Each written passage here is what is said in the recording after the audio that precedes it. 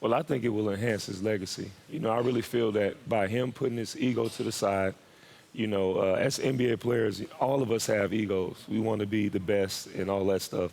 And when we're able to put our egos to the side, great things tend to happen. And he has put his ego aside and he said, you know what, doesn't matter who I'm playing with, I want to win. And once you do that, the sky's the limit. And you watch this team, they blossom into this great basketball team, and I think it's all because of Steph Curry. I agree with Big Fella here. I think the bottom line is he's proven he's a two-time MVP. He's won a championship already. For the longevity of his career and the legacy right now is about winning championships. How do you win more championships? You get Kevin Durant, right? So that to me is he put the ego aside, did all those things, but he's proven to be the player he is already. The legacy now in the long term will be how many times does he win? And to do that, the easier path is Kevin Durant, Klay Thompson, Draymond Green, Steph Curry, Coach Kerr. Right.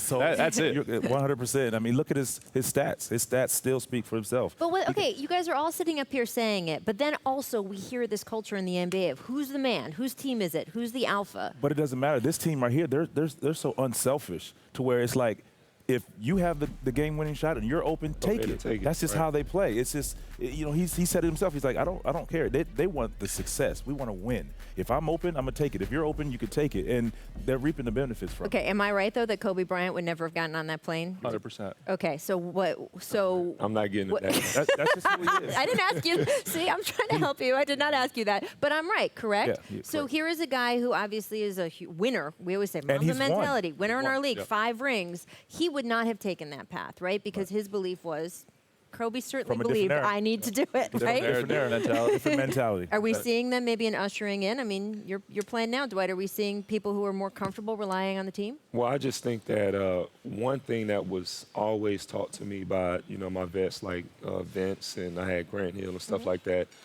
is 2 things that could mess up a team, egos and injuries.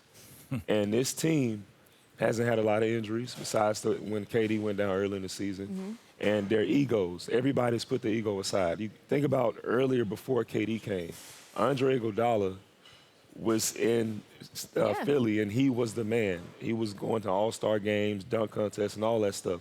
He goes there, comes off the bench, drops his ego, comes off the bench, and what happens? He ended up winning MVP. Right. So once you put your ego to the side, like I said, great things tend to happen. And that's the culture they've built there. So, like, walking into it, I'm sure we all know what to expect if you go and play for the Golden State Warriors. You don't think you can handle that? Yeah. Right. Then if you know you can't, then don't come there. Don't think that you're going to change and be like, oh, this is going to be my team. But again, I would say Steph Curry has done the biggest part in creating that culture. 100%. If you're the guy who's winning back-to-back MVPs, you could easily be a Kobe position. You could take the MJ 100%. position and say it is my team. Correct.